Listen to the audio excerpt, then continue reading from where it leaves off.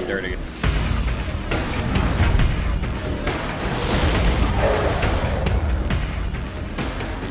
It's saying. Oh, hello everyone, and welcome to the Late Game, episode 52. My name is Lycan. With me I have Nathanias as our guest, Destiny and iNcontroL as co-host, as always. Nate, how you doing? I'm doing great, man. Life is good. I'm about to teach this Zerg why they shouldn't open 3-base Spire.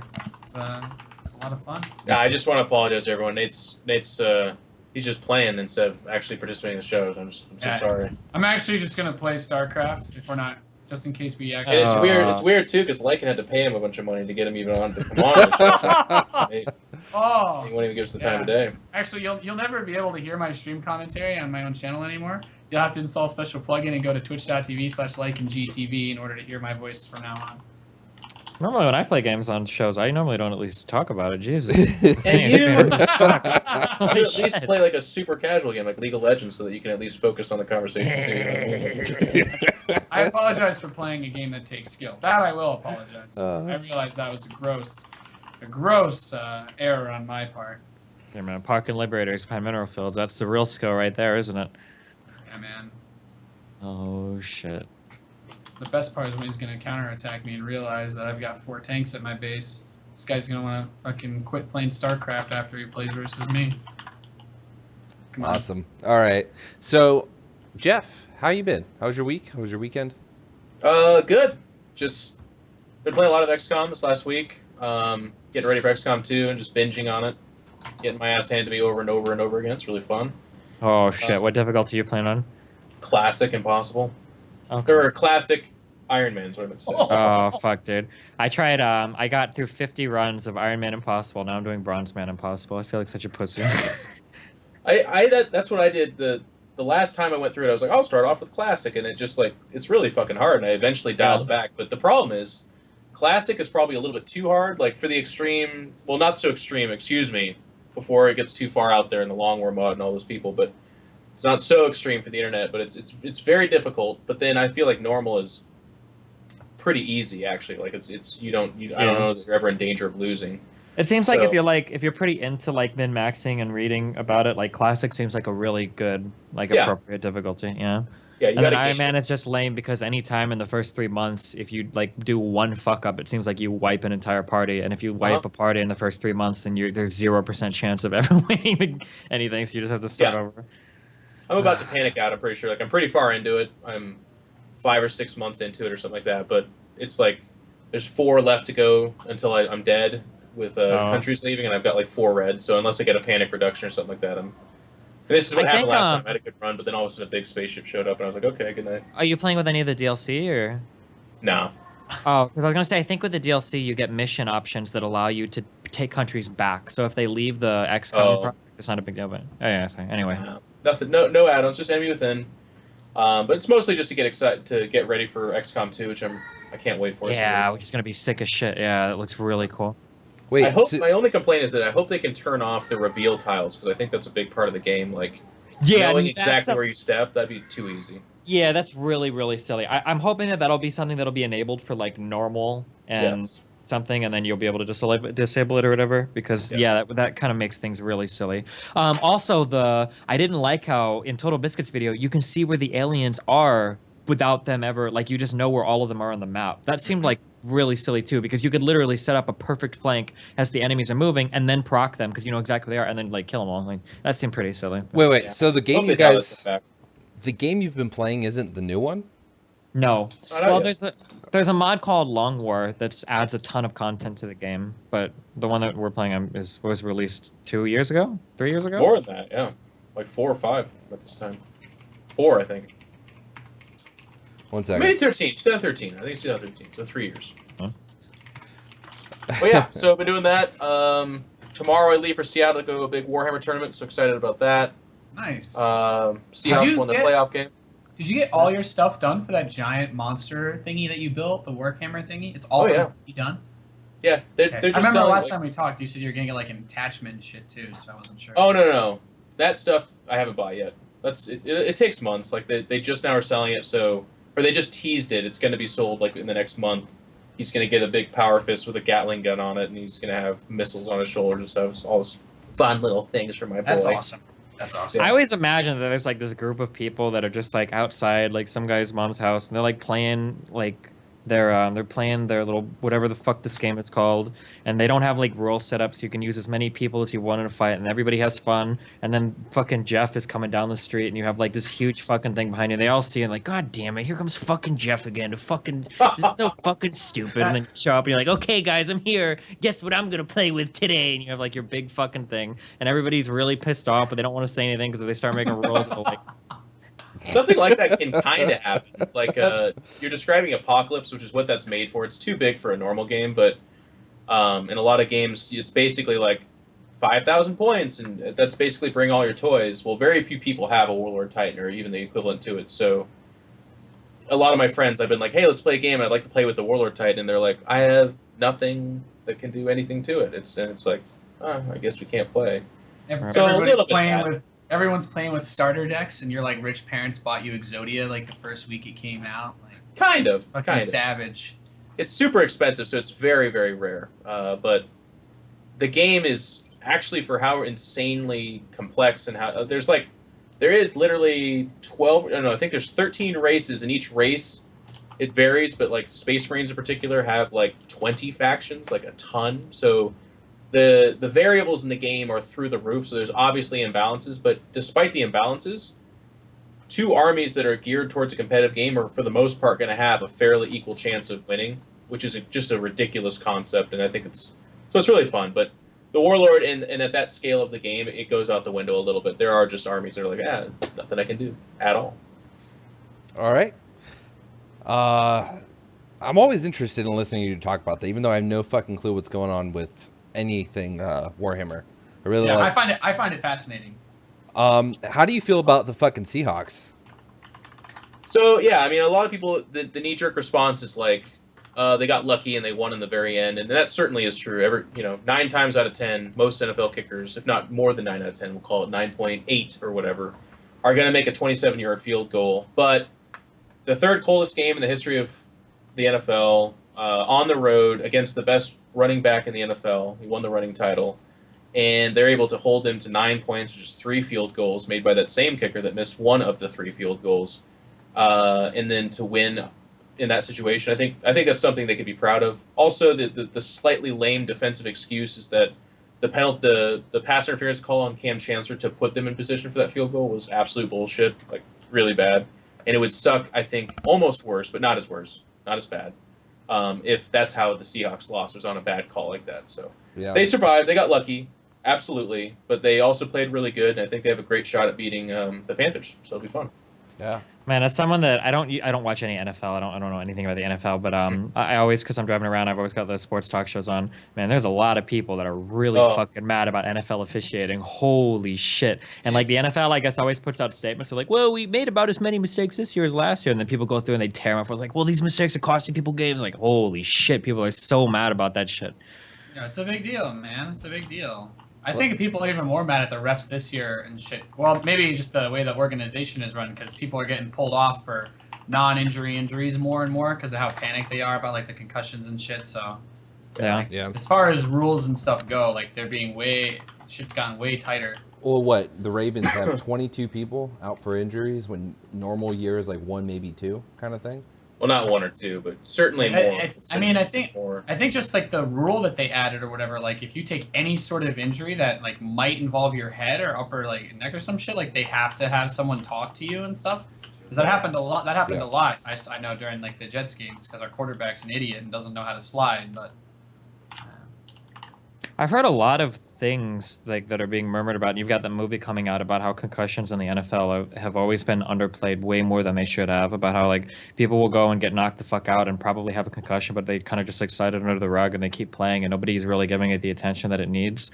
There's a movie starring Will Smith that's supposed to be coming out soon, I think, called Concussions. Yeah, that's supposed to talk a little bit about that, but yeah, I've heard a lot of weird stuff about that. Maybe, I don't know if this is the pulling more people out as in a response to that or... A lot more in the past than contemporary. Like in the past, there was a lot of players that were like, they were told like, don't be a pussy, like it's just a concussion and stuff like that. And of course, that led to horrific things: depression, brain damage, just death, bad health. But now, they actually, like Nate just said, they have a lot in place where if you have a concussion, you have to be okayed by an external doctor, not even just an internal one. So there can't be. It's supposed to check against bias and stuff like that. I'm sure, of course, abuses still happen, but for the most part, a lot of these players are starting to also treat themselves like self-owned businesses as opposed to slaves to the machine. So it's moving in the right direction. There's pros and cons to both, but the bottom line too, which is it's hard for some people to understand this, but football is just a violent game. Like you can do as many rules as you want, and they're going to. They have been trying to make it harder to hurt people in football, but at some point you also just got to realize these guys work out, run, and eat to make themselves into weapons, and it's going to hurt people from time to time. Yep. Before we move on from this, I just want to say the Bengals fucking choked a big dick. Did you watch? But in the worst way possible. Like, they had the game in the bag, and then they actually had, like, the Bengals, if they're stereotypes, they're considered kind of the, like, rough around the edges. A lot of people go in and out of jail. Like, that was certainly even more true in the past. For them to go out the way they did, like, their coaches running on the field, threatening to fight people, Perfect is, like, losing his shit on field. Like, that is incredible in terms of a meltdown. I watched the ESPN highlight. I didn't get to watch the game live. And it was like I had a surreal, sympathetic embarrassment for adult men. You know, I'm not a Bengals fan. I was a Browns fan, and then I was a Ravens fan, and they moved. And but the Bengals, I'm watching with my friend, and fucking what was his name? Jeremy Hill, right? You get the ball, you get that turnover. That's like game in the bag, right? All they have to do is play good D. They get the fucking turnover, and the guy's like, I'm gonna fucking reach for that extra yard, a half a yard. And that's why you fucking fumbled it. Like, if you're driving and you need those extra yards and each little bit counts, that's when you fucking do it. But you don't, on the turnover with 2 fucking minutes left, do anything except maybe take a fucking knee or play really, really safe, right? Because, Jeff, what happens when you fucking take a knee with 2 minutes left? What are you going to do as the other team? You're going to fucking use your timeout. So you could have blown all the Steelers' timeouts, or you would have taken a knee and you have 40 fucking seconds. Well, the mistake wasn't taking the knee. Like, I agree with you that in retrospect is the ultra safe play, but they did have timeouts. There was 1:50 left, so the play is rush it 3 times, force at least 3 timeouts, get a first down, and you win the game. If that's the best case scenario. But it was the first handoff. He runs up the middle and just dumps the ball forward. It actually gets ripped out, but still, it should have been a 2-hand. Like, anything on planet Earth could happen except him fumbling. That was the only way to lose. And then the late hit. It's like, okay, you've almost lost this fucking game. And then the coach came on the field and the guy pushed him, and that was just the end. It was over. In less than 30 seconds, they won the game before even playing the ball. Yeah. Anyway, Steven, real quick, how you doing? eSports. I'm fine. Yeah? Yeah. Good. Steven, are you jacked about ESPN stepping into the esports sphere, man? Yo. Twitter got a Twitter gaming handle as well, guys. Wow. Esports is really growing, if you know what I mean. Hey, let's get petty for a second. Does anyone else have a preference to how esports is spelled, like in format? I don't care. It's funny that people make an issue of that, because it's not official any one way or another. Are there people that actually do really care? Oh yeah, if you message Sir Scoots right now and capitalize that S, he'll get mad at you. Oh, if you do like lowercase e, capital S, like that? Oh yeah, that's actually incredible. I'm glad to know. I'm glad that I know that. I don't get upset trolling, about you it. should do it right now, Nate. Trolling, you should do it right now. All right, I'm gonna go tweet him right now. Actually, he won't like unfollow or mute you or something like that, but he'll be like, "Hey, mate, he's actually not following me right now, so it doesn't matter." Okay, there you go. What do you think about the ESPN eSports thing? You should spell ESPN lowercase e, uppercase S. No, I spelled ESPN all lowercase. Rip. Well, uppercase the S is what I'm saying if you want to really anger him. Yeah, uppercase the S in eSports. Oh, you mean I should have done it the same way? That's what I'm telling you, man. That's like when I. You know what? I gotta work on my shit posting a little bit. We'll get you there, Nate. We'll get you. I gotta work on my shit posting a little bit. Okay, well, either way, all right. So let's talk about that. That was a great segue, Jeff. Thank you very much. What do you? Let's kick it off with Nate. I mean, first of all, they launched a bunch of content. So obviously, this has been. First of all, it's ESPN. It's had to have been in the works for a while. And then I guess just today, because everything happened about 4 hours ago, if you look at the timestamps. So they just shit out a ton of content. They now have a fully populated site. What are your thoughts, Nate? I mean, I guess it's nice because when people look at the stuff, like there's, I guess mainstream-wise, I don't know if many people outside of gaming know what like Daily Dot is and such. So probably probably just like a better anchor for people that are showing non-esports people esports. So like, yeah, ESPN covers this. People are gonna look at it and be like, oh, that's pretty legit. Obviously, I feel like this is a big boost to whoever gets their shit written about by them because of how big ESPN is as a media source. So goes without saying. Is it? Like, I think so. I think if you want to show someone who's not really into esports, you want to be like, yo, this is an article about a tournament. You link them to ESPN. It's something that I think they're going to take more seriously than if you like link them to Richard Lewis's blog page on Esports Heaven or something. I feel, at least I feel that way.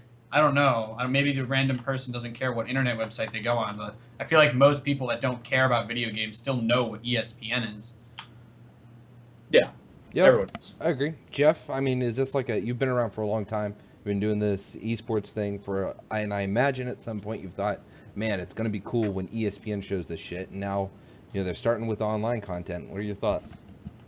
It's a very pussy-footed first step in, but I mean, I'm not gonna look a gift horse in the mouth or whatever the saying is. I actually butcher every saying ever, but like, it's nice. They are an absolute juggernaut, billions and billions of dollars a company. They are the premier name in terms of reporting on sports, and for them to start looking at esports in that way is, there's no way to splice it. It's a good thing. I guess I'm a little bit disappointed for a company that's this big. It's not a risk for them to do more than hire 3 guys and make a Twitter.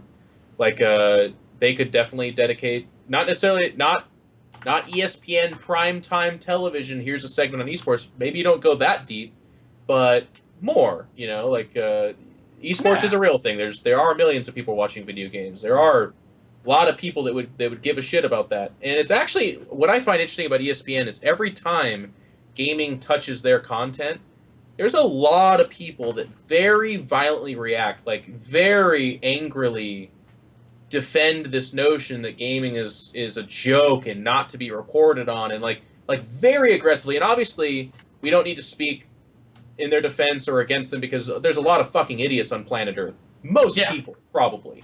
And the more you troll large quantities of people, the more those dumb people will speak even louder. So that's, of course, what is happening, and nobody cares. Like, the big wheel in the sky is going to keep on turning. Like, money's going to get made. Companies are going to come over. It's fine. But it's just funny because ESPN is fairly responsive to that. I think a big part of the reason why they have been so pussyfooted about this is that every time, like when they had Heroes of the Dorm on ESPN, when Coward talked about it, like there's been numerous instances. They've even reported online on their ESPN website. A lot of the comments are like, this shit needs to go. This is really bad. Like most of the comments. So I think that's a big part of the reason why they're kind of easing into it as opposed to diving deeply in, which is weird, very weird. I don't know how many people remember this, but like when poker started to become popular back in like 2004 to 2006, like there were a lot of similar comments like, why is this poker shit on fucking you? Because ESPN was doing a lot of stuff with poker too. Like, why is this fucking bullshit being broadcasted here? Like, this isn't even real fucking card games. Like, people were saying a lot of the same shit for that too. I think. You're right. And I definitely jumped on that fanboy bus. Like, I loved when poker was becoming big on ESPN. Hell yeah. And that's why this is kind of a funny conversational point. Like, it is going to happen. It is something. There's no like defense. There's no interesting topic about it. But it's just kind of a shame. It's a shame, I guess, that there's that many people that are that way. Like I in particular don't enjoy NASCAR or don't necessarily. I mean, it is a sport. Like everything's a sport to me. For fuck's sakes, if there's a competition and people want to watch it and there's people training to be better at it, that's a sport as far as I'm concerned. Masturbation could be a goddamn sport if there's a viewership for it. But fucking like GSL level with that shit. But I've just never in my life been in a place where I'm like I don't have the perspective of like, oh my god, on Team Liquid they're reporting about Counter-Strike? Well, okay. Let me take to the forums. You son of a cocksucking bitch tits, I hate you. I hate you. Like, I don't understand the rage at that kind of thing. It doesn't, but again, that's a whole topic too. There's like people that really hate gay marriage because they're angry people. Like, I mean, that's just a concept that exists out there, I guess. Right. So it's fine. All right. Well, it's cool. It's here. We'll see. It's going to go somewhere. It's not going away anytime soon. So ESPN has it now, and we'll see what they can do with it. Secretly, I love Rod. Like, I'm friends with him, but I hope to. I don't know. I hope this is real, and I hope it's a real opportunity that's embraced very strongly. Like, the guys that he's going in with are really good, and Rod can be really good. But, and this is not a secret, so I don't feel like I'm being a dick or anything like that. Rod has failed out of a couple of jobs. Like, he's just not highly motivated, not a real go-getter kind of guy. So I hope this time around, with fucking ESPN at his back, he goes as deep as Rod can go, because, you know, we need good representation. We need to impress at that level. Wasn't the last kind of stuff though? Didn't it have to do like the Reddit ban? Didn't that kind of play into? That's part of it. He's banned from Reddit too. Yeah.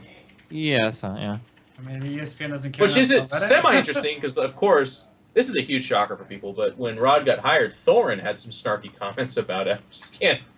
Thorin's usually that's strange because Thorin's usually so positive about like finding the best in everyone. Exactly. That was the weirdest part for me too.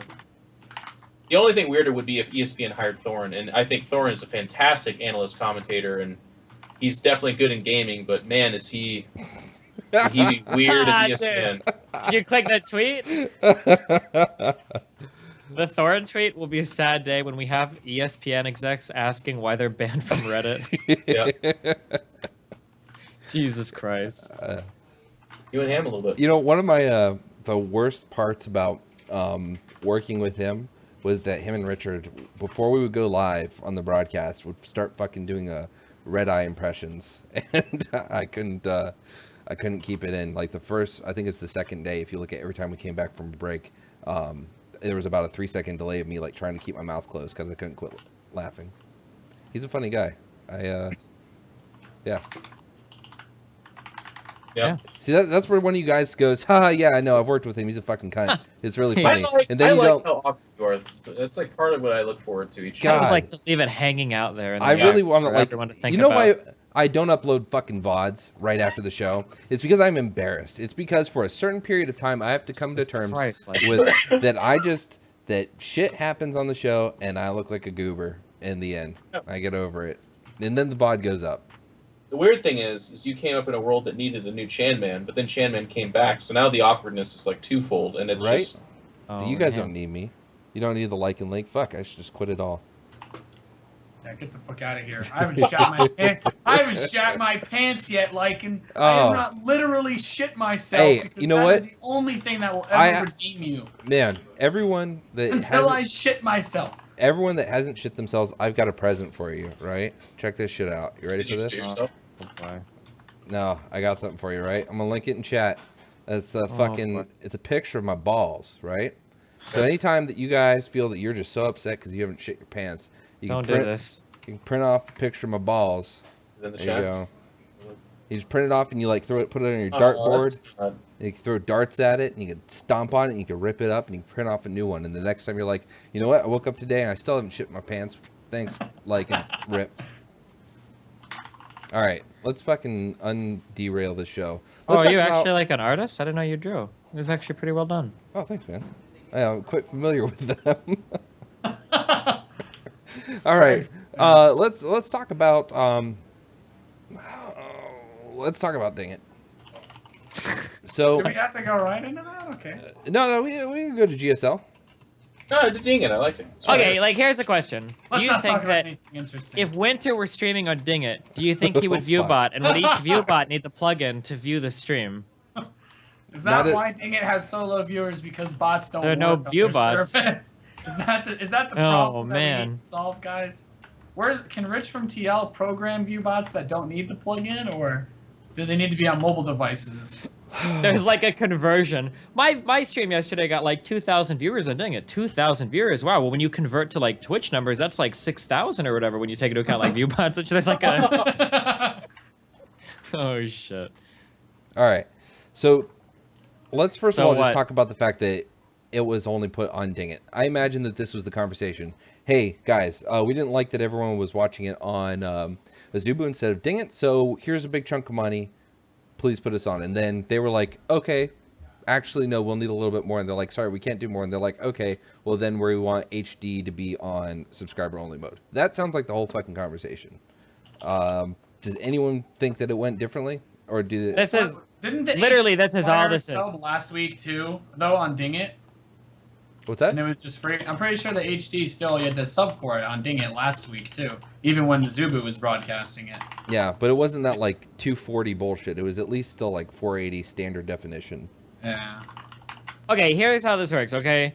If you're gonna broadcast on a less popular platform, it has to be exclusive. Like, everyone understands that. It has to. Yeah. If you do it on Twitch and Dingit, no one's gonna watch on Dingit, okay? So then the question, so that's understandable, right? I would do that. If I own Dingit or if I own Hitbox, I wouldn't let somebody broadcast a tournament on both platforms because I know I'm never gonna get views on mine. Like, fuck that shit. Like, I totally understand that. So then the question is, was it a good decision or was it a bad decision, right? Total Biscuit was tweeting that it was a bad decision, blah, blah, blah, blah, blah. However, we don't know how much money was offered, okay? If they offered them $10 million to stream the tournament, it was obviously a good idea, right? So, like, we know that it's possible for it to have been a good idea. We just need to know how much money was offered, right? Which they're not going to release specifics of, but that's all it comes down to, right? If they were offered, like, multi-$1,000, entire prize pool covered, all that kind of shit by Dingit to broadcast tournament there, then obviously they would rather do that and lose some viewers than, you know, stream on Twitch. So I think that's, like, all it comes down to. I don't think it's any more complicated or sinister than that.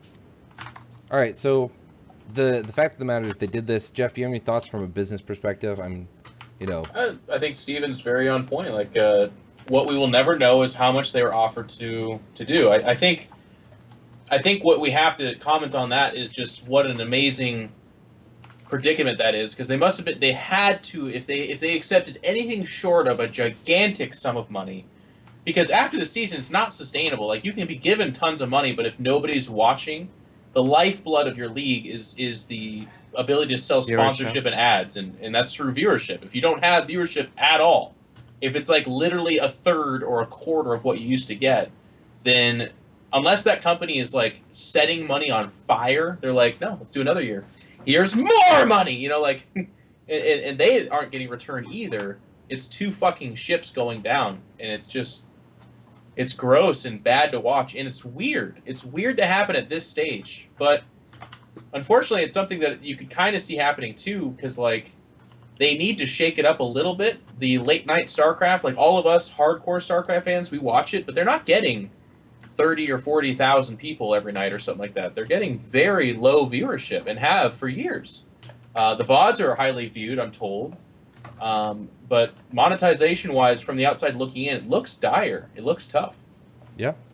I imagine it mostly just comes down to money. They probably got offered a lot. The only thing, I still feel like if you don't want people to hate the platform, like if you've got, for example, $10 million, you've got X amount of dollars to like make this possible, like getting HD, getting something else that makes people not hate the fact that they already have to switch platforms to watch the stream. Like, on top of the fact that you can't ad block it once you install the plugin, on top of the fact that there's literally no positive reviews about this plugin and that tons of people have trouble using it, etc., etc. Like, if you just, like, before you even install it, like, don't even listen to anyone, like, just look what people that actually tried to use it. Like, a lot of people just have trouble with it. So, like, I don't know. Yeah, and again, but this is all like, this is like Dingit's marketing on job. It has nothing to do with SSL. Yeah. Well, I mean, it's just it does have to do with the outrage that people are having. Because sure. At the very least, they could try to offer. At the very least, they could say, okay, fuck you, we have it hostage, get the plugin, but we sweeten the deal. Unlike last year on Twitch, you don't have to pay for HD. Like, find something to compensate for the fact that people are literally like in an outrage over this, you know, plug-in shit, because people are really bothered about it. Let's go off of Steven's point, though. Steven said Dingit marketing, so Lycan, I mean, what do you think about the whole situation? Well, I don't like... Uh-oh. Got him! Don't forget to put the Dingit logo First of all, I don't think Dingit ever... Logically, Dingit never had a chance, right? If you look at the beginning of last year when Dingit first really kind of was like, here we are, immediately... Oh, a plugin? Oh, this must be botnet. This must be malware. You're taking my information. Fuck you. And then it was it. It was like this self-fulfilling circle jerk where just once someone fucking stroked the first cock, it just started splooging anti-Dingit shit for months and months, and then we stopped talking about it, and then it would come back, and then it would stop talking about it, and then it would come back. Fucking now it's on Viagra and it's taking over the SSL. Like, great analogy. I'm loving this. Keep going. Thank you. Anyway, so my point is that as far as the fuck, man, fuck. I have to stop you because it's not like it's perfectly fair for a consumer to be upset that there's a plugin required to view something the same way as you can view anything else. You have to offer an extremely higher tier product if you're going to have somebody download a plugin. You have to understand this. YouTube doesn't require a plugin. Hitbox doesn't require a plugin. Twitch doesn't require a plugin. Azubu doesn't require a plugin. Own didn't require a plugin. If you've got all these other services that can stream high definition video that don't require plugins, and yours requires a plugin, why does it need a plugin? You have to offer something more. It can't be the same that what we've already seen. All right. And I've never heard anybody going like, oh my god, I saw this fucking I don't even need to buy an Oculus Rift. This fucking Dingit stream is so fucking amazing. Holy shit, it's so high quality. Like no one has ever said that. Like the stream is as good as you'd expect it to be for any other normal stream. Yeah. Okay. That's a fair point. And you know, it also comes down to their argument for the plugin as well, right? Because if they say that they need it to like put a higher quality stream over a lower bitrate, I'm like, then why can't you offer me like a source quality from Twitch stream that looks better than like why doesn't it look better than Twitch streams if I have good internet? Like they don't even offer that as an option. Like there's no advantage as a product at all. There's literally no advantage. Like most people say it's a disadvantage. You have to install the plugin that has no good reviews at all. Like there's not a single benefit to the platform. All right. So here we go. First of all, I'm not defending Dingit. Like so the show comments can fucking stop real soon. Second of all, let me explain why. So, sorry. This is building up. I'm about to get triggered. I have a presentation that I drew up for today, so we can have the most educated. Is this considered official Dingit like response? Do you think? So let me, by the way, clarify. I don't fucking work for Dingit. In fact, I tried to get a fucking engineer to come on from Dingit to explain this shit. The only reason I get upset is about to be explained. It's because my fucking job for a fucking year was dealing with video transport over IP. So when people say okay, but again, your job. Steven! Your job involves proprietary technology at both ends of the equation. You're not just shipping video. That's what they did. Internet. Remember, I told you that you have to stream on Dingit. You have to use their proprietary fucking thing. You can use XSplit, but it still has to go through their thing. Just like the fucking shit that I worked with. Okay, but the protocols that they're using are open and documented. We know how H.264 works. We know how the encoder works. There's no way that you can send me 1,000 kilobits of video information and magically make that more compressed or less compressed using the same encoder and the same information. Like, you can't do that. Like, the technology that you work with, that you're talking about, involves having a very specific receiver in a customer house, a piece of hardware in the customer house that you're sending a signal to that can do its own special proprietary decoding and re-encoding or whatever. Like, that's a totally different thing than just, we happen to use UDP packets, or UDP, so now all of a sudden, like, our magical everything is magic and higher quality for no reason. I don't think it works that way. Sorry. All right. So I don't, man. Look, here's the thing. I don't want to get into the fucking specifics. In fact, I'm gonna skip to like the very last page of my thing because it's like a 5-page deal. Jesus. So look, all right. Thank you, Steven. Let me just get through this, and then you can tear me apart, okay? I like it. So, just discussing. This is why I think that this is why I don't use Dingit. I don't fucking work for Dingit. Again, I don't download the plugin because I have no desire to do so. I am one of those consumers. What are they paying you for then? If that's not the case, like, I don't understand. No, Lycan is doing like that. I agree with what Lycan is doing because there are people. Okay, so like when people make posts saying like Dingit gives you like spyware and is gonna put viruses on your computer, that shit is full fucking retard. And I do agree that there shouldn't be like unwarranted hate for any platform. I do agree with that. So I understand like Lycan is coming from the goodness of his heart. Lycan is like his own type of social justice warrior, except he warriors on behalf of Dingit and not on behalf of fat people, I guess. So I understand. Dingit are more I understand. deserving. Playing devil's advocate to such All right, seriously, I want to interrupt. Go ahead. All right. So I know it's kind of like hard to see, but anyway. So what the other like 5 pages go into explaining is satellite. So we're talking about like people like Fox News, CNN, MSNBC are using this kind of setup, right? What they have at their source, they have the camera, they have an IP encoder that's going to be something like an EN91 and EN100. AdTech, you can look it up, not full of shit. Fujitsu, I think it's 7200, I can't remember. Anyway, then you have the proprietary shit that compensates for the loss of UDP packets over the open internet. Then it goes to the open internet. This is hard to do. Then it goes to the proprietary box on the other end, and then it goes to the Fox headquarters, right? So someone like this would be the Fox cameraman at the debate tonight. By the way, they're using this fucking technology to stream the debate tonight. So Fox News cameraman over here. At the other end, it's HQ where they're uploading it to give it to you via your cable network or whatever. It gets SDI gets put into IP encoded. So this is MPEG-4 coming out of here, goes into transport, goes over their networks, blah blah blah, and then goes through the path. If you look at this and compare it to like a Dingit fucking setup, right? This camera is you and your screen being recorded and then going into fucking XSplit, which would be the IP encoder, right? In this model. Then you go into the proprietary blah blah blah bullshit. That's the Dingit part where it goes through and it does whatever Dingit's fucking doing to it, sends it to the open internet over the Dingit network, but they have multiple fucking data centers that are doing whatever proprietary shit Dingit is doing. And then you have the Dingit fucking plugin for your browser right here, which is taking the information that's being sent and doing, again, whatever the fuck Dingit's doing it, and then it gets presented to you, the user, at the end. So the model is the same, and that's why when I see the model, I'm like, okay, that makes fucking sense. Do I know exactly what they're doing? Do I know to what extent you're getting a benefit? Do I know if in any fucking way you actually do get a benefit? No, not at all, not whatsoever. But when I fucking see that and I compare it to their setup, I say, I fucking understand how that's transporting video, and I bet they're probably doing something similar to what my company did before. The end. I'm really sorry. Can you repeat yourself? I didn't. Can you repeat the whole thing? And I think that is like we can like if you want like afterwards we can do a stream. If you want to, I will. But that like we can go on Dingit and I could stream and I could show you like because I understand like pretty well what's going on with streaming. Like if I'm encoding a video stream on my end and I'm using the H.264 encoder or codec or whatever, and I send that stream to Dingit, nothing that they do. No amount of NSA proprietary UFO technology can increase that video quality. Yeah, absolutely. Or compress it, or if it does compress further, we can ask the audience if it's taking up less bandwidth for them to view that. And that's where the part where I try to question them on the back end and I can't get it. Well, but it's not a questioning thing. We can go and test this right after if you want. Like we could do a definitive test and see if it actually does anything. Like I would be shocked.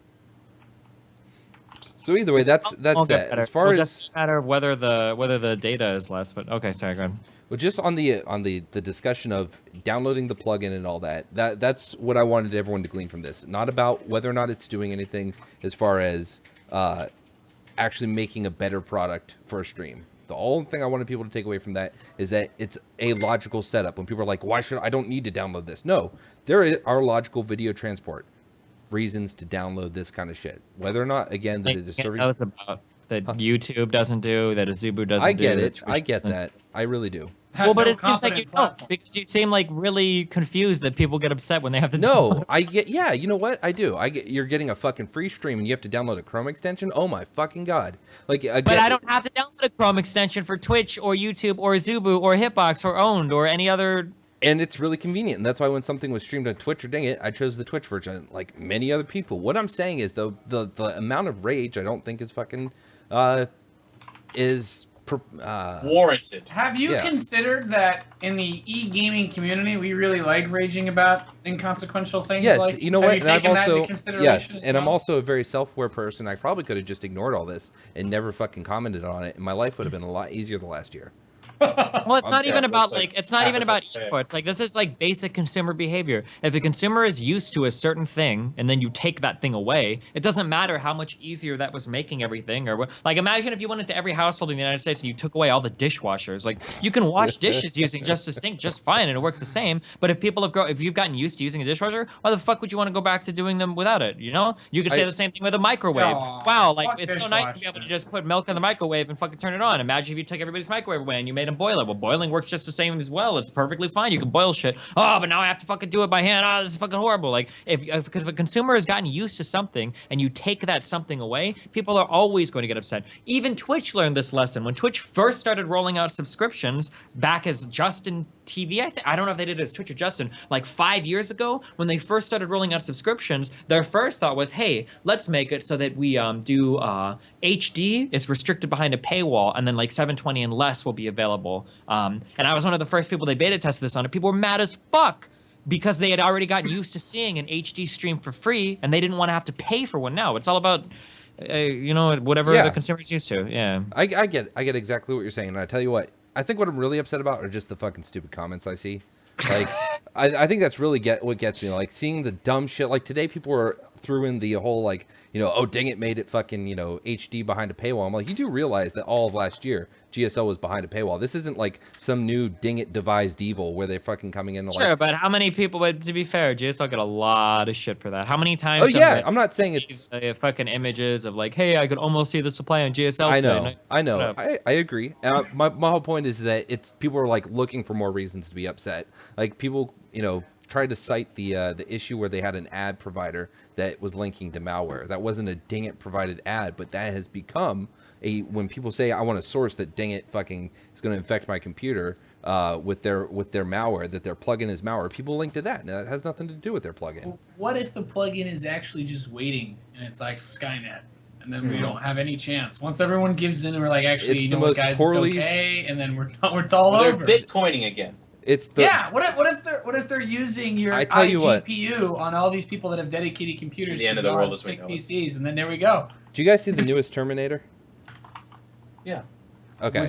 How many new ones have there been? The newest one where you actually see Skynet go into effect, and everyone gets the device that gives Skynet. Is that right? the one with Christian Bale in it, or no? I haven't seen it. I don't remember. Sorry. There's an even new one. I don't know. There was a joke to be made, but it's done now. No, it's not changed. All right. So anyway, that's the end of my thoughts on the Dingit discussion. I get it. I don't want to download it. You guys don't want to download it. I just wish people would fucking calm the fucking tits, man. Jesus Christ. Yo, we haven't had any good drama in a while, Jared. You gotta give us. Yeah, oh man, bringing up Winter again. Yeah, that was awesome. I liked Wolf's counterpost to that about the Marauder though. That was enjoyable. He spent a lot of time preparing that shit post. I don't know. I was talking to him while he was making that. That was a really, like, people who didn't click those links, like, fucking went to the editor and, like, made the Marauder actually shoot up just so he could record a GIF of it and say it was an old beta version. Like, damn. I don't even know how to do that in the editor. He's committed to his shit posting. It was good. It was good. All right. I'm sorry we took so much time with that topic. Let's see what's next on the agenda. Let's talk about the SSL in general. Let's talk about how the SSL went back and was like, you know what? You're fucking right, community. We're going to have a losers bracket. That was some cool shit. Steven, you've been around a long time. You ever seen something like that happen? What, an organization admit they fucked up and changed their shit? Like mid-event, too. Like, so I didn't read into what the consequences of this are. How does this affect the people that were already eliminated, or are they just fucked? No, they're good. They're coming back and playing. Okay, I haven't really read into it too much. That's good. They shouldn't eliminate anybody until a patch goes through. Jeff, any thoughts on what? SSL bringing in the losers bracket and bringing back all the people that lost to play again? Like retroactively, they decided to do that? Yep. It's kind of weird. Not cool. I don't know. I mean, all their best. I have not watched much SSL. I watched the opening night, but each night I've just been, I don't know. I don't want to make it all about Dingit and call it the excuse, but I haven't been into it yet. Really. Jeff doesn't want to install plugins, so. All right. Well, let's talk about GSL. They have nothing to do with Dingit, right? Yet. Oh God. All right. Well, let's talk about GSL Code A. Nate, what are your thoughts so far? Alive. What did you think of it? Did you get to watch Alive versus Buell? Live versus Buell. Oh, so some of those matches were pretty interesting. I think I'm trying to remember which exact series that was. That was the one where Buell actually just played like complete shit and Live stomped all over him, right? Yep. I've been seeing this has been like a pretty big trend watching Korean players, Korean Terrans versus Zerg. Is like at first it was everybody died to the Ultralisk shit, and then everybody started to go for like the Ghost stuff, and then Zerg players realized that you could go back to just like mass Ling Bane and Ghost could never actually snipe anything. So a lot of Terrans have been doing like this really like hardcore 2-base bio-wall in where they just never stop training, and if the Zerg gets Ultras, they just kind of die, which is what happened to Gumiho as well, I think this week as well in SSL. So like from a Terran perspective, I haven't seen anything that's been too interesting. There hasn't been any TVP broadcasts in a while, so I don't really know what to say about that. Everyone seems to be doing the same thing. I look at all the people in like the Korean GM's match histories and shit. No one's doing anything different there. Most Terrans are just doing massive like 2-base Marine trains on Zergs though. I'm not really a big fan of it. The Bravo series versus Forte was really good though. I really enjoyed watching that series. I was very, very surprised by the results. I've been enjoying it, though. That PVZ as well, but I guess someone basically said, like, the one from the other day, like, that guy doesn't actually really play anymore. Like, he just showed up for some reason, somehow accidentally qualified. What, Shine and Trap? Yeah, I guess, like, someone basically just said that, like, he like, accidentally qualified because he didn't realize Zerg was that good. Shine? He's, like, retired, apparently? And then he got, like, absolutely anally reamed by Trap or whoever he played. Yeah, it was Trap. Shine was so bad in, I think it was Wings of Liberty. I think he did not play for Heart of the Swarm, but man, back then. Yeah, he, like, accidentally qualified. He did well, though. That's the funny part. He, like, as a pro, was a terrible pro that did well. Like, the games were ugly. Yeah, tragedy. So GSL, I mean, I'm enjoying it so far. I think it's exciting. But one thought I had is that we're obviously seeing a lot of upsets and a lot of crazy games because they've revamped the game with Legacy of the Void. And one thing that has been said in community updates of past couple months or so is that they've said we're looking into the idea of making really drastic changes, continuing during the life cycle of StarCraft 2, making big changes down the road. So no more of the thoughts of oh, they're not going to do anything drastic. It's just going to be little balance tweaks. They might do something big. Do you think that we've talked about this before, but now that they've addressed it, I'll point this to you, Jeff. Do you think that would be a good way to approach StarCraft for the future? Is that making these big changes that really upset the foundation before things start to settle like they did near the end of Heart of the Swarm? I'm sorry, you want me to say if that's good or bad? Is that what you said? Or your thoughts? No, not necessarily if it's good or bad. You can say I just think that should always be the case, that you can. I don't necessarily think... I think the way to look at it is not that it's like, we will do drastic changes. It's more like we're prepared to if we need to. And I think that's always been my expectation. I didn't think that they ever had made it clear, like, no, we will only make minor changes. I thought it was pretty clear. They said that for the next few years, they're remaining just as dedicated to StarCraft 2. They have the same size team, which is huge, and they're going to be constantly looking at balance and looking to make it more fun, exciting, competitively for us, of course, but also like adding additional content to the alternative game modes and coming out with like the Ghost thing that's coming out fairly soon, I believe.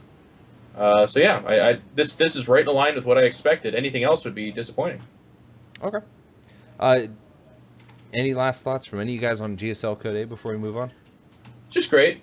Tastel's been doing a great job as always, and Dan, of course, and it's just fun to have that. I think it's kind of a little bit overshadowed by the kind of sad question mark, which is what is happening with Pro League. The expectation was that there would be at least SSL and GSL, but I think also Pro League. I thought they were saying there's going to be 3 leagues in Korea, and that was part of the big argument for why it's okay to have Koreans restricted from the rest of the regions. Without Pro League, I don't think that argument necessarily becomes null and void, and it's like, oh god, the sky is falling. But Pro League was doing really well, and everyone out of Korea was saying that they were, Koreans were really enjoying it and it was gaining momentum. So I hope it does. There's an answer. And a lot of them were saying that the pros were saying they often preferred Pro League to GSL. Yeah. So that's the more prestigious one. It would be nice to definitely have some idea of whether or not it's coming back. I wonder if the Spainu drama, what's his name, Sonic, being charged for fraud. Oh, isn't that shit like all super fucked up too? I haven't actually read up on it. Do you know what's going on, Nate? I mean, I just read like some of the things that people have been posting on like TL about it, I guess, from like Korean media. But apparently, it basically seems like he's like literally like in hiding and shit from like the police and stuff. Some guy apparently like I don't know like what their sources were for this shit, but basically stuff like guy shows up to the office, like rips his clothes off, demanding to be paid because he's like never been paid or some fucked up shit. Wow. Like pretty hardcore. This guy's like, yo man, I gotta feed my family. What the fuck is going on? Yeah, it's pretty awful. Jesus Christ. Am I like right? Maybe I'm only cherry picking stories, but does it seem like this kind of shit happens like in this Korean stuff, like random like StarTale? Oh hey, our sponsor hasn't paid us in 16 months, and like just like random fucking senseless shit. Purely stereotypical perspective, you can very easily generalize a lot of Korean business is very shady. And I know there's going to be some tryhards in chat like, that's racist and that's wrong.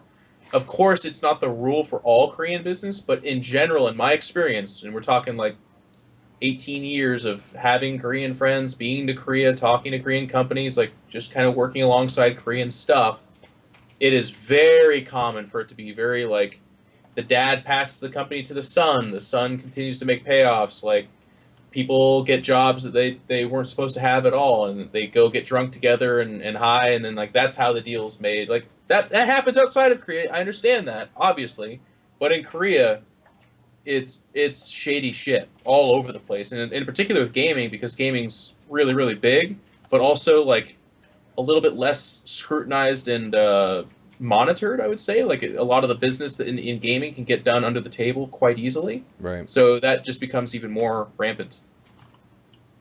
Okay.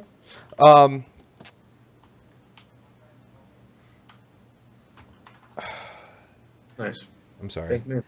All right, let's talk about Vortix coming back. So We called it. What? Oh yeah. Yeah. So I am new compared to you guys, and there are a lot of other new people in StarCraft. So for my edification and those watching, Jeff, can you talk to us about who Vortix is and why some people seem to be really excited when the announcement was made that someone was coming back. A lot of people were saying like, holy shit, it might be Vortix. Well, Vortix is a Spaniard. His brother is also a fantastic player, Lucifron. Two of them were playing Heroes, and for reasons I can't comment on because I don't know too much about Heroes or follow the scene, but I do think it's interesting that they're kind of making their way back to StarCraft from Heroes. I think there's a lot of interesting speculation to be made there. But they're on Team Liquid, at least they were for Heroes. Maybe they will be for StarCraft as well. Vortix was at his height of his skill, I would say one of the top 5 European, and then if European, also non-Korean Zerg players on the planet. Very, very good. Had some success in WCS. Did okay in tournaments, but never really performed to the hype that he would generate, I think. So, and that's why I thought it was kind of interesting that Claris was like one of the absolute best foreigners ever. Like, yeah, he was for sure, but like not quite on the god tier. So it's cool he's coming back. It's great for the scene and it's fun. The Spanish community fucking loves the guy, and hopefully he'll do well.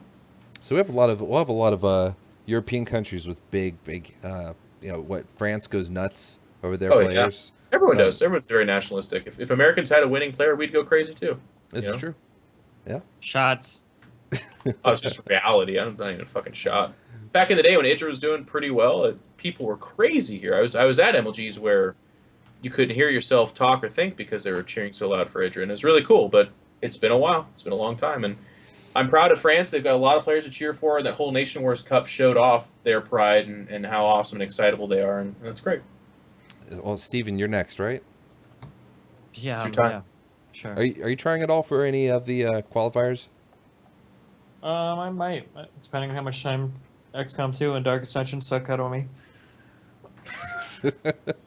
All right. Let's see. This is going to be a quick episode. Let's talk about the hacks. So one thing at the first summit, I know Jeff was there.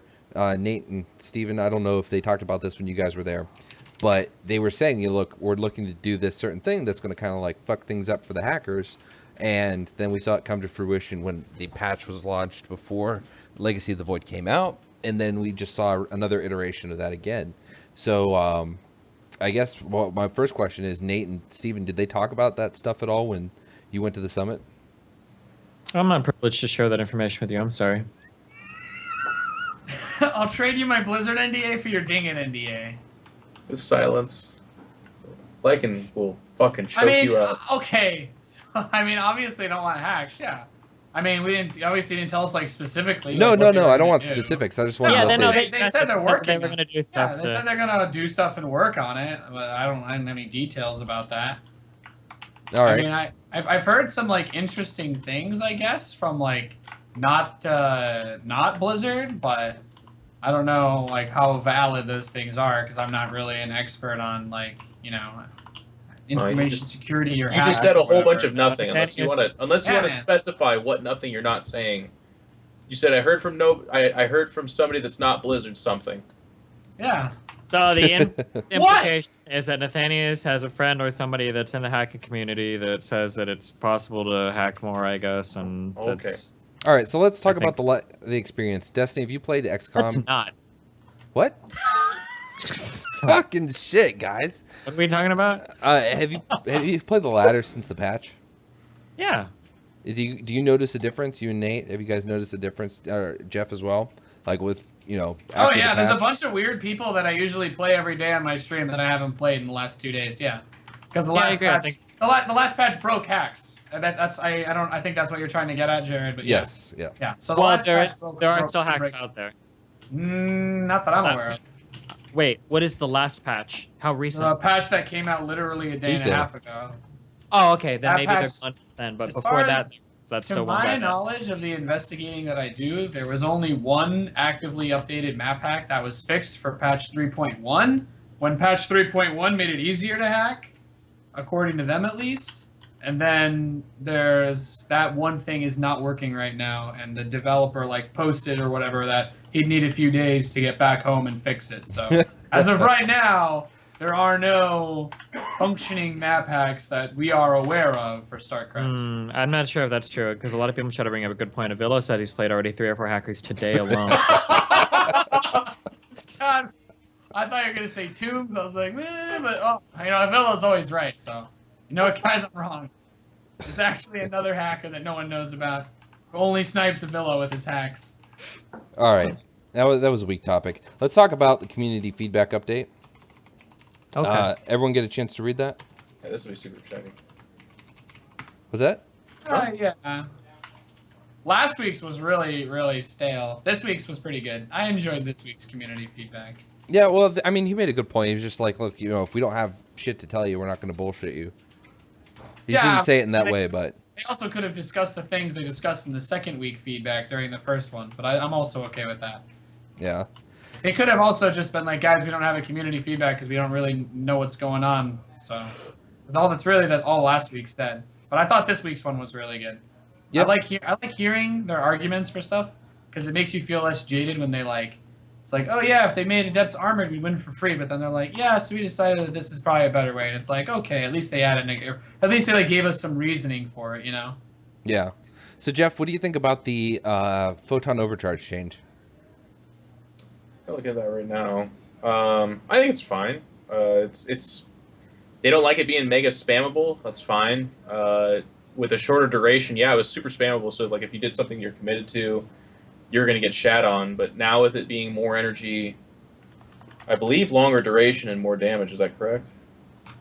Yeah, it's gonna. They originally said. I'm looking at it right now. Yeah, originally they were gonna up the damage, but I think they said now they're going to make it just attack faster. We could try tuning up the attack speed so that the DPS is still increased with the energy cost nerf. I mean, okay. I don't know. It seems like it's the exact same thing, just in a different way. Like, it lasting longer and having higher DPS is the same as having a bunch of pylons shoot at you at that one time, for the most part. Yeah, that was my biggest concern with it, because I was like, they discussed it, like, yeah, we know it's too strong, and then they're like, so we're going to make it less spammable, but we're going to buff it so that when they do use it, you die faster, so you don't need as many pylons to kill you. Yeah, so there'll be, small things, if you are harassing them, and if it'll be more punishable if they are overzealous to do the photon overcharge. So if you duck in, they photon overcharge, and then you just back off. They're not going to have a chain of 4 of them that will hold you off forever, which is what some people can do for early game harass. So I get that that's a little bit closer to it, but a little part of my gut is just oh boy, because it could end up getting to the point where it's yeah, we increased the range, and then it just goes back to exactly what it was. They're not, of course, but them upping the DPS is really interesting, because it won't be as spammable. You won't see a Mothership Core come out of the Nexus and have 2 photon overcharges right off the bat. So there'll be some PvP implications there, I think, which are more exciting, I feel. In general, it's an okay change. It's just I don't think it's as... I think a lot of Zergs and Terrans are looking at this and they're not excited. This doesn't change anything for them at all. Yeah. Well, I like to think, Nate, you can obviously speak to this more expertly than myself, but I think that it's the early game with the Adepts that's really hurting the Terran and changing the way they play it. I mean, the way that I think about it is mostly in the form of, I feel like Terran build orders are just limited by the amount of damage that aggression can do. If an Adept taking 3 shots to kill a Marine, or needing a fast forge to 2-shot a Marine, like makes it possible to open up without a Cyclone without instantly losing to a Warp Prism, that's a big deal because like most of the time you go for the fast Cyclone. Most Korean players right now are also going for a really fast Starport to either follow up with a counter drop and trying to hit where a pylon isn't, which doesn't work versus a lot of Stargate builds. So it's like kind of a dicey risk, or they go for a fast Liberator as well. But I think if you can open with just barracks, like if that becomes possible to get stim up, then it also helps Terran out with the counter-attacking aspect as well, because right now the biggest issue is that like no amount of slow Marines bouncing between your two bases is going to stop the Adepts from killing like enough stuff while they take their third to kill you. And like I'm just trying to like not like blow this out of proportion or anything. Like it's not like it's so I think that a patch like this could help with something like that. I don't know. I've like tried suggesting like even if it was just cheaper to get the Cyclone out in the beginning of the game so that you don't have to invest as much. But I feel like the biggest issue is that it just delays stim and makes going for any type of fast 3 command center build really tough, while Protoss has 3 pylons at their third base that they took within 4 minutes, and then you're just kind of like, if I prepared for the Warp Prism drop and it didn't come, now I just have really late stim, can't attack, and by the time I would attack, they're taking their 4th and usually have Storm and Adept, and like Resonating Glaives, etc., etc., so I just feel like the openings are very limited for Terran because it's not that it's overpowered, but you have to prepare for it or you will die to it. Like, that's how I look at it. And every single Terran player that I study and watch right now, like ladder history, games on any broadcasted games, however few there are, it's always like you will always open up with that Cyclone or you are taking a massive, massive risk. Okay. Jeff, do you have any other thoughts on that? Yeah, I mean, I think a lot of what he said is pretty true. Early game for Terran is rough, mostly because of a lot of that adept cheese, but also Stargate play. There's a lot of, especially European Protosses, opening Oracle again, just because, again, the extended utility of Stasis Wards and Reveal, like they're fantastic units. They were already really good, and now there's no gap in like a loss with them. Like they are a form of detection. They will scout out the fast Liberator, making that entire opening actually terrible. Like there's just so much good about them. Yeah, that's the most frustrating thing, I think, especially because if you want to get aggressive, your stim's going to be late because you want to open with a factory to deal with the Warp Prism. But if they open up Stargate Prism, or if they just open up Stargate in general, like you can't drop them, because if you try, like, usually they'll obviously see it either with their Oracle or they'll assuming that they're of even skill, they should be like they have enough time to prepare with just a few Phoenix that'll either lift up a Cyclone attack and then Pylon stop Marines from counterattacking without stim. Or you get into this situation where you can deny a Liberator very easily with a couple Phoenix, or you can, deny a drop, lift up a Widow Mine. Like, as soon as you see a Stargate, when you've already opened Factory, you kind of know that you can't really do much until you get to 3 bases. And then there's other really weird builds. Like, I've seen a couple Koreans have started doing. Some people started doing it on ladder as well. And NA is like the big Phoenix adept pushes. You have to, like, build the Donald Trump wall in order to stop it. It's like, but you can't even make them pay for it in StarCraft. No, you can't. It's a damn shame. God, all right, we're getting close to the end of this. Just real quick, thoughts on the Adept change, Nate? I think it'll be nice. At the very least, you can know that they're gonna Adept all in you now by scanning for a forge, because a lot of Protoss I play go really, really late forges, or at least from the games that I've watched as well. Most Protoss favor late forge since the Adepts can kind of. I think at most stages, they still 2-shot the Marines, even if they're not ahead on upgrades once they stim, if they have combat shields. So I think the focus right now for Protoss is on tech, not as much upgrades, at least in the games I've seen. So it would be nice. It would help a lot. And I think it would make Marine openings a lot safer, so Terran could get out of their base faster by having early stim. Because right now, like, Cyclones and Medivacs are so easily shut down by Stargate play. You're not gonna see anybody try to leave their base against that without stim. All right, Jeff, any counter thoughts to the Adept change? No, not really. I mean, I think Adepts are going to be like the new bunker of Legacy of the Void. Like, they're going to get buffed and nerfed over and over again all the time. Like, and I think it almost directly correlates with how strong the bitching from Terrans in particular is. And when the Terrans get quieter, they'll get buffed again, and then when they get louder, they get nerfed just a little bit more. And in so many different ways. That's what's so interesting about them. Yeah, they've been fucked with a lot. And it I don't have strong feelings. It's really funny. Like, they even kind of say it in this. They're like, this means Protoss is getting double nerf, but that's fine because we've heard that TVP is the matchup that needs the most help. We believe this to be okay, as a lot of your feedback suggests that the matchup needs the most help, and we currently agree. We also like the fact that the specific change is a smaller nerf than changing out of flag. To be fair, if they armored. changed adepts to armored, like Terran would you would just straight up fuck Protoss shit all day. Like that, it would be so. Like even as Thank a Terran, God. my Thank feedback was like making adepts armored would that would actually just be god awful. Like the defensive tank openers would 100% shut down any adept play. Like you wouldn't. I guess you wouldn't even need to do that because you could just open up Marauders anyway.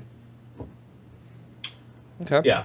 Not only would Marauders tank for your Marines, but they will actually kill the adepts very fast as well. Yeah. All right, Steven, let's talk ZVZ. All right. Do you see that they're talking about reducing or removing the bio damage for ZVZ on spore crawlers?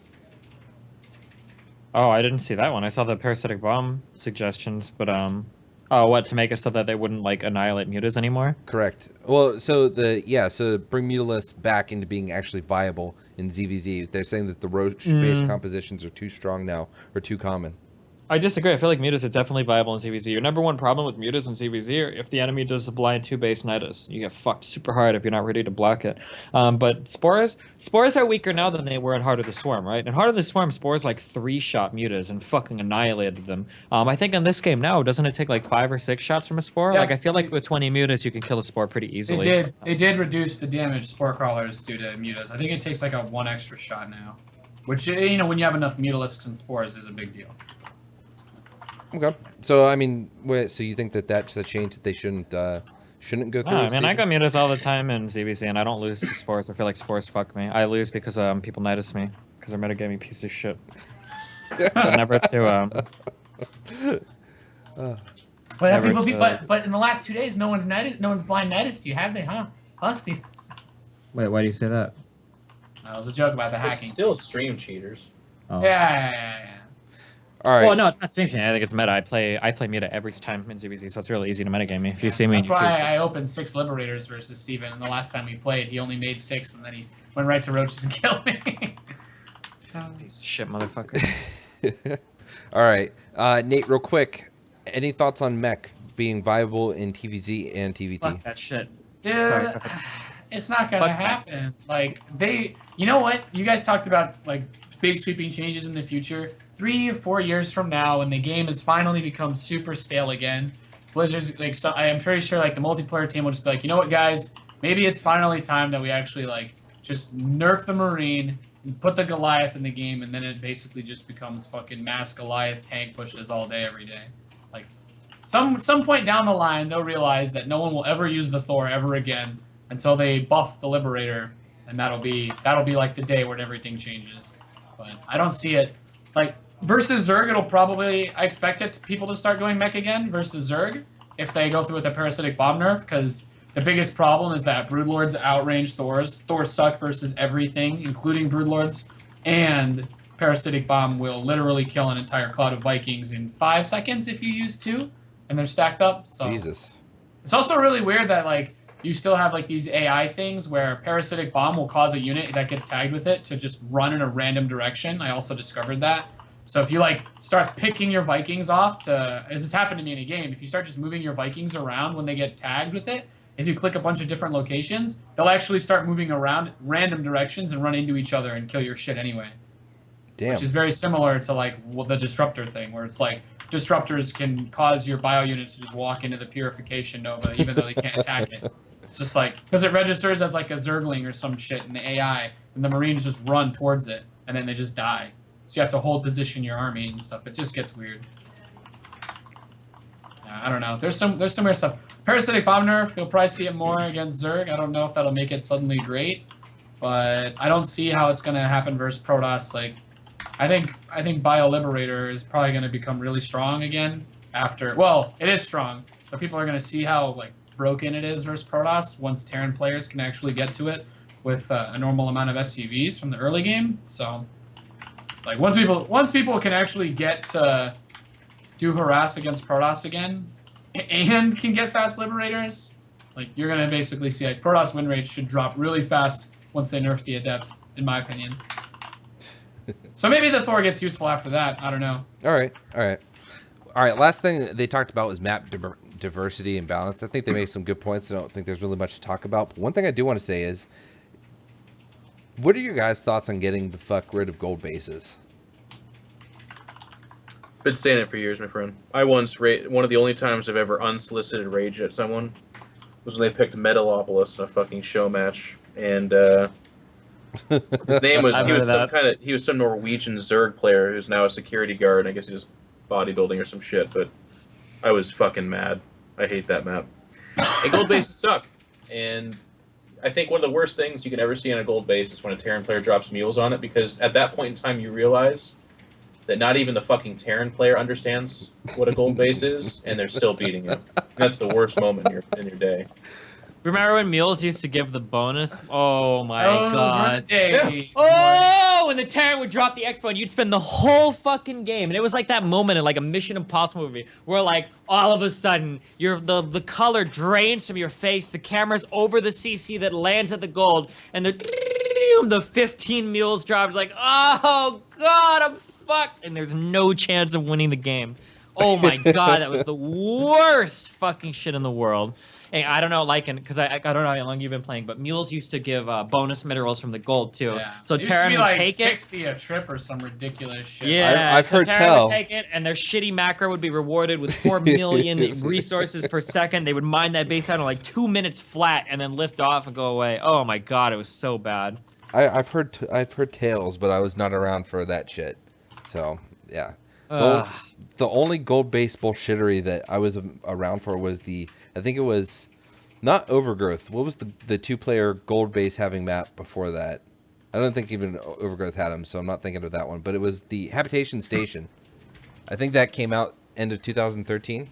Was when that map was first introduced. Was that the really, really long one? No, that was the really short one where Terran could float right away. Oh, I know what you're talking about. Oh, okay. That was the only one where I ever got to like do anything stupid on, but that was it.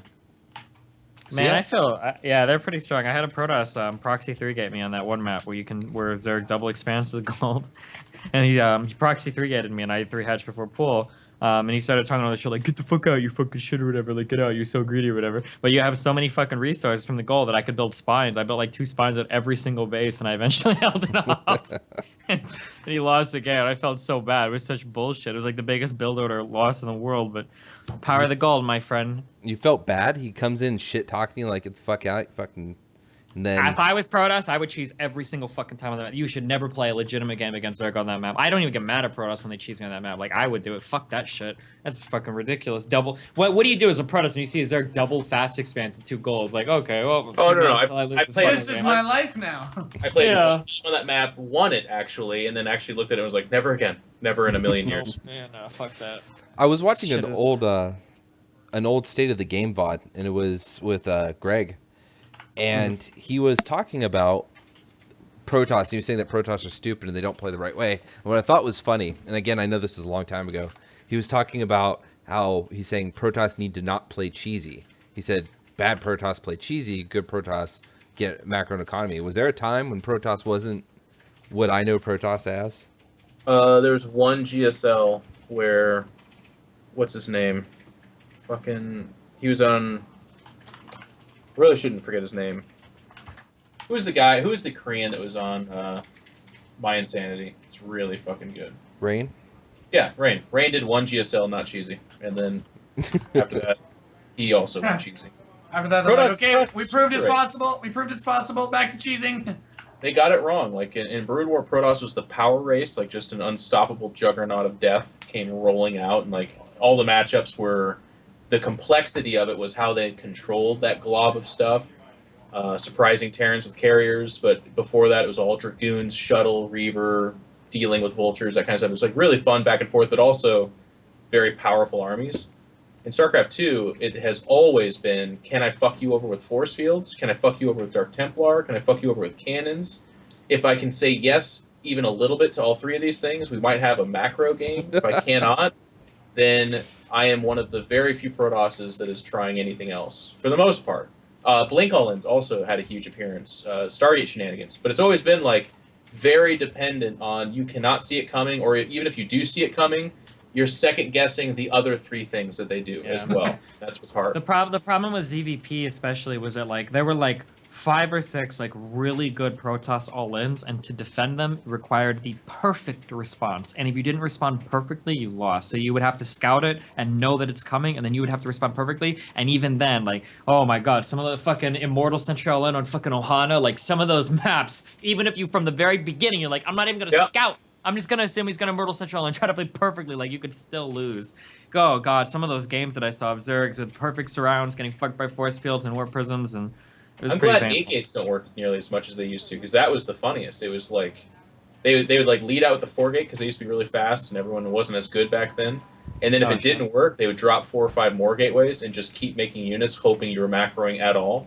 There's been some dark times in StarCraft, but a lot of that. Remember the games? I think they were these GSL games that MC won. Was this a final or it might have been an MLG where I want to say it was like the last game where MC built the Nexus, but he was 4-gating and they needed to cancel Nexus 4-gate all in. There's been a lot remember of these? Yeah. MC in a big tournament with a proxy gate, back-to-back proxy gates on Shakir's plateau.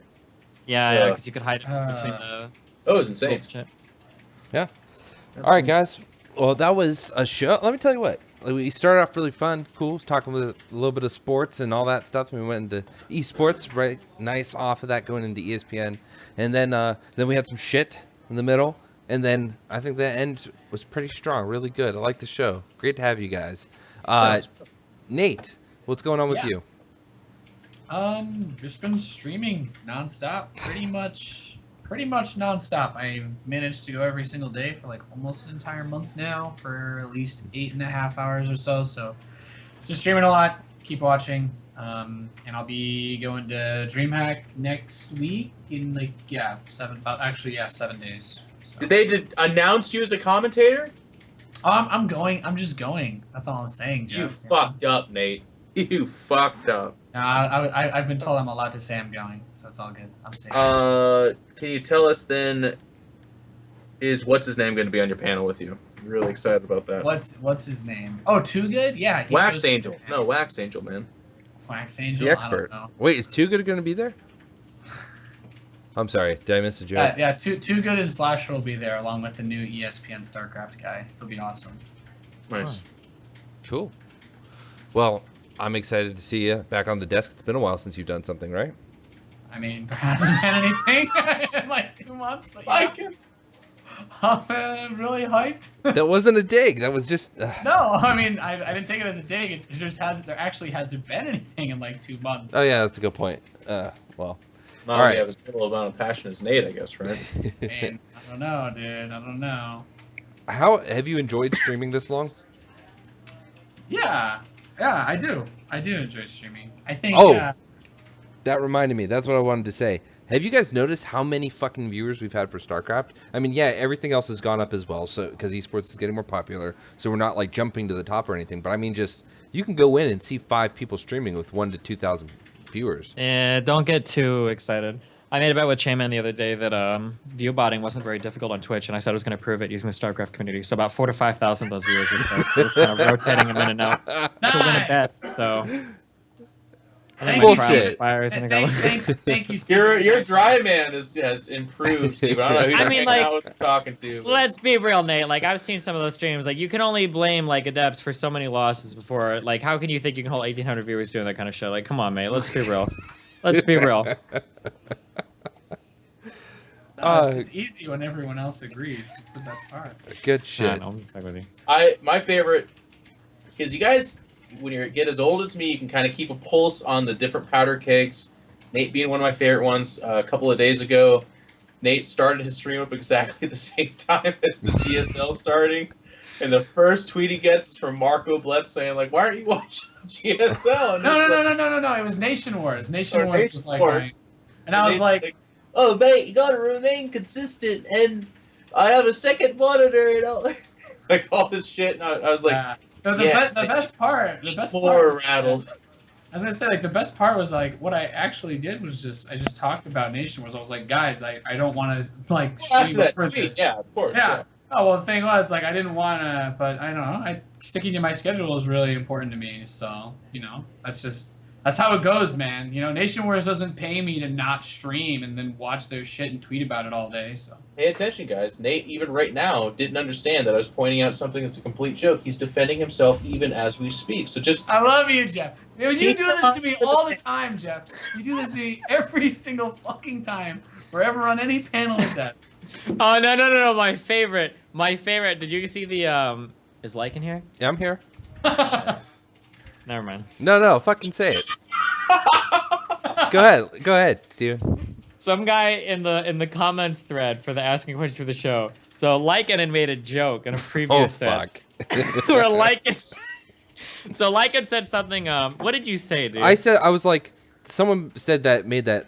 Be like Bob. Be smart. Bob doesn't care about. Oh yeah, be like Bob. Be smart. And so Lycan made a post in that thread, and he was like, "Hey, the balance might actually affect the game. Be like Bob. Be cool. Understand the balance might affect the future of the game. Something like that." And then like some people were getting really mad, so Lycan edited his first comment, and it was like, "Edit, guys. It was just a joke. Like you don't have to be taking this so seriously." Or whatever. So the top most upvoted comment in the threads today was from fucking Manakino, and he said, "Lycan, why do you have to backpedal and be such a fucking pussy in everything that you do publicly?" And then he edited his comment, and he's like, by pussy, I don't actually mean like a pussy. I just mean like he backs down from what he says. And Lycan fucking took the bait so fucking hard and got so mad. I said fuck you. Like how is that really taking the bait hard? I just said fuck you, and then I answered his question. I think you said more than that. I think you were pretty fucking mad. I was. You know what? When I read that, I was like, "Fuck this shit!" And I find myself more and more memorizing these Reddit people's names, and I see them often, like Imperial Marine. And yeah, my first response when they say something is I want to just say, "Go fuck yourself." Dude, you should. And then I delete it. Your reply was, firstly, fuck you. Secondly, I added that edit because I was annoyed with people making serious responses to a joke comment. I wanted to make it clear I wasn't trying to shit on the op or start a battle. All right, well, your fucking tone is out of line. It's the wrong tone. It was more like this. Firstly, fuck you. Secondly, I did it because of this. Like it's like a ba-da-da-da. You know, I'm not like bah, bah, bah. I'm ba-da-da-da. Okay. All right. Anyway. And then it was funny because you should have rolled it because then when the guy responded to you, he couldn't tell if you were like fucking with him or what. Yeah, I saw that and I'm like, okay, he wasn't serious, but I really don't want to keep doing this, so I just didn't respond. You should have just made another serious response, and then you could have claimed that your first one was just like a reverse troll, and it would have worked. But yeah, that's okay. All right. I get into the habit of like I'll pronounce a lot of stuff on my stream incorrectly intentionally, and then every now and then like I'll legit like not know how to pronounce a word, but I just act like I'm trolling all the time, and it seems to work. What's that meme? It was just a joke. I might look at me, I'm retarded. Comic, I'm retarded. Oh, look at that idiot. It's like, I'm only pretending to be a fucking idiot, guys. All right. Great job. Jeff, I don't know if I asked you this. What's going on in your world? What are you up to? Are you traveling to Europe anytime soon? This weekend I go to Seattle for the Warhammer tournament, which will be a lot of fun. The following weekend I'm taking my first cruise ever. Gonna do a Star Wars themed Disney cruise. A lot of our friends are going, like Marcus and his family, DJ Wheat, and others, so that'll be nice. I've never been on a cruise, but I'm told that there's just a copious amount of good food, so I'm going to try as best I can to come back not overinflated, but I make no promises. I am married, so I get as fat as I want now. That's what I think, anyways. It's probably not true. Other than that, next week I'll stream some StarCraft. The following week I'm going to stream more StarCraft. Then I'm going to go to Las Vegas to play in the biggest Warhammer tournament in the history of mankind. 360 fucking players and championships. Holy shit. Awesome. Yeah, that's awesome. That's what's the prize pool? It's the grand finale of the ITC, which is like the year-long league. So if you win the whole thing, it's like $5,000, which is pretty cool. Currently, I'm in second place right now. Oh shit! All of Warhammer, basically. So, hoping to do well. If I win that tournament, I win the whole ITC. So. All right, so let me ask you guys a real quick question. You're all really good at gaming. You're all really good at StarCraft, and I've seen you guys play other games, and your skill seems to translate into the other games. So I'm curious, like, can you quantify what that is? Can you say this is what makes me able to do that? Yeah, of course. I think strategic games I think a lot of this like same kind of mental muscles are being used for that. And if you've been doing it for a while, you're just stronger at those kind of games. It's even more than that. I think that's like this is like a really innate biological thing that goes in. It's like through all living creatures. If you ever go to the hospital and you get like a blood test done, you can actually check your individual midichlorian. Almost. Get the fuck out Almost. Get the fuck out of here. Anyways, other than that, after that, my life kind of slows down and be more mundane. But hopefully, I'll be celebrating an LVO championship, a Seahawks Super Bowl, and I'll be playing XCOM 2, which I will not be able to play on opening night because I'll be in Vegas. But that following Monday, I'm going to play it until my eyes bleed out. Sounds like a fucking blast. Jeff, you ever have I saw you ban that guy, and you're like the best band ever, easiest band ever, or whatever. Do you have like a ban or a someone that you have taken action against that just kind of sticks out in memory, like he was just a particular piece of shit? Great question. Yeah, I've got several. They're really weird though. There's a guy that's named Plasma Nation, and I think in my chat he's up to number 12 or 13 now. And he comes in. I got someone like that too. Yeah. And he just says that he wants to thank me for losing to him, and he made a YouTube video that has over 2,000 views now. And we very casually and gently like kind of ban him, but I say please click the follow button every time you make a new account, and he does. He fucking clicks the follow button every time. So it's kind of funny. And then there's this guy. This one's actually the most incredible one, and the weirdest. There's a guy named Caliware, who literally, and that's Khali, where literally for 5 years has tried to troll me in the weirdest ways. Like he's Facebooked me and been like, yo, if you wear my clothing line, you won't be so dumb and bad and stuff. And I'm just like, who the fuck are you? And then he'll roll in a chat and just be like, hey, Jeff, it's me again. And he'll be like, but literally never like super mean, never trying to hack my accounts, nothing like that. Just shows up, talks about like a clothing wear that he doesn't have, that he wants me to buy clothes from. And he like wants to sponsor me with videos, but it's been 5 years and he just gets banned every time. It's so weird. That's fucking hilarious. That's good. That's great. That's great. Good. That's better than mine, man. That's better than mine. Well, you gotta build up to it. Yeah. I gotta work on it. You've got a lot of cool shit coming up, Jeff. Looking forward to that. Will that Warhammer shit be streamed? Yes, it will actually. The whole thing Nice. is. So I'll tweet that out if people want to check. Make Fuck sure you yeah. tweet about that. Lastly, but not leastly, Steven, what's going on with you? Is it just streaming with Aslan? Yeah, just streaming, playing lots of games. I'm going back to Germany on the 20. God, on the 21st, I'll be in Leipzig. Where's DreamHack at? Leipzig. Yeah. For apparently there's a PokerStars is doing some. I think it's a 27-man tournament, and for whatever reason, Take was able to get me in. I think Raw. I don't know what other personalities are going, but I'm pretty sure there are other esports personalities that'll go there too. And I think that'll be streamed and whatnot, so that should be a lot of fun for some PokerStars poker stuff. And then yeah, otherwise I'll just be streaming XCOM, some StarCraft, hopefully Darkest Dungeon when it comes out. I was gonna do that, but that's when I'm on the cruise, and I literally was at the point of like maybe I can fly back from there to Florida. I'm like, no, You get murdered. It'd be so fun. Steven, that video that was made of Aslan being tormented by your viewers, like, yeah, a lot of funny shit like that happens with your stream. What do you think when you see it? What was your first thought when you saw the compilation and just the constant, I don't know what you call it, just the tomfoolery? But do you ever, does that make you happy, like, you know, you have viewers that are that kind of kooky? Yeah, it's funny. I mean, yeah, of course, it's Aslan. He's adorable. He's a cat, right? Of course people will fuck with him, right? Who's Aslan? His cat. Aslan is the cat. He's very, very, very fucking mean. So he has like a lot of personality. Like, he'll try to bite you like 90% of the time you touch him, but sometimes when he's laying down and sleeping, you can sneak up on him. All right. Well, guys, that's going to be it for the late game. My name is Lycan. Again, Nathanias, our guest, Destiny and Control, our co-hosts. Thank you all for coming in, and we will see you next week.